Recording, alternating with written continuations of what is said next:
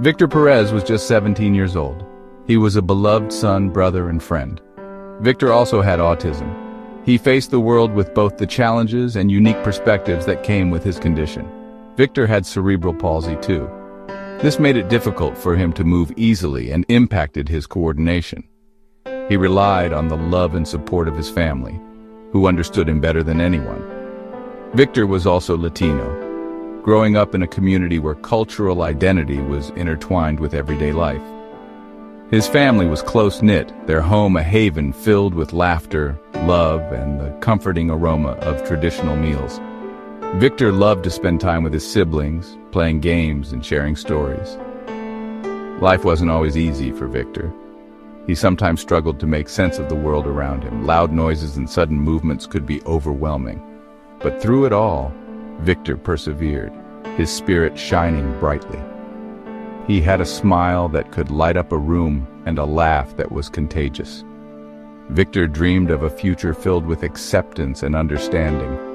He hoped for a world where people looked beyond his disabilities and saw him for the kind, gentle soul he was.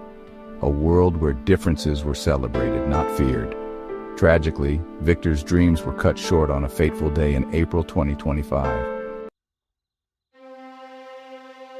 It was a sunny afternoon in Pocatello, Idaho, when a neighbor spotted Victor in his own front yard. He was holding a knife, a familiar tool Victor sometimes used to help his mother in the garden. The neighbor, perhaps not recognizing Victor or misinterpreting the situation, made a fateful decision. They called the police. Within minutes, police cars arrived at the Perez home. The situation escalated quickly. Officers, their weapons drawn, confronted Victor. They shouted commands, their voices loud and authoritative. For Victor, already overwhelmed by sensory overload, the flashing lights and booming voices were terrifying. He didn't understand what was happening or why these strangers were yelling at him. He reacted the only way he knew how, with fear and confusion. What happened next was a tragedy. In a matter of seconds, shots rang out. Victor, still standing in his own yard, was hit multiple times. The fence, meant to provide security and a sense of enclosure, became a tragic barrier. It couldn't protect Victor from the bullets that pierced through the metal links, tearing through his young body. He collapsed to the ground, his life bleeding out onto the grass he'd played on as a child. The aftermath of the shooting was chaotic. Victor was rushed to the hospital, his family clinging to hope. They prayed for a miracle, but the doctors' faces painted a grim picture. Victor had been shot 9 times. The damage was extensive. For days, Victor clung to life, his family keeping vigil by his bedside. They shared stories, whispered words of love, and prayed for a miracle. But it was not to be. Despite the doctor's best efforts, Victor succumbed to his injuries. His death sent shockwaves through the community and beyond. The Perez family, devastated and outraged, vowed to seek justice for their son.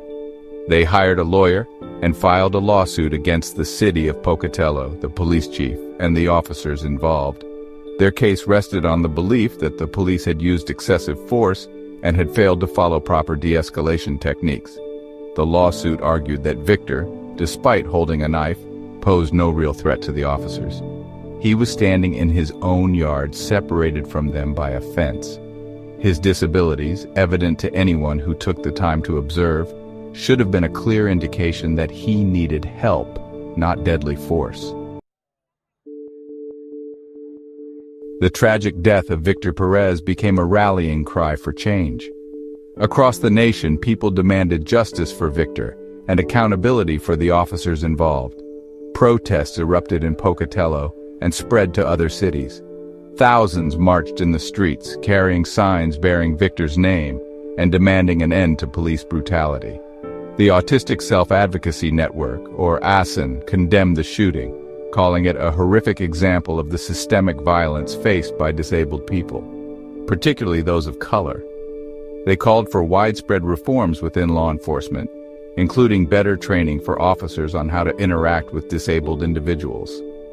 The community of Pocatello, shaken by the tragedy, rallied around the Perez family. They organized vigils, fundraisers, and offered their condolences and support. Local businesses displayed signs in their windows demanding justice for Victor. The outpouring of love and support provided a small measure of comfort to the grieving family. Victor's death served as a stark reminder that we must do better. It highlighted the urgent need for systemic change within law enforcement and society as a whole. We must address the implicit biases that lead to fear and violence against marginalized communities, including those with disabilities. Only then can we create a world where everyone feels safe and valued. If you like, please subscribe, share, and turn notifications on. Thanks for watching, and see you all next time.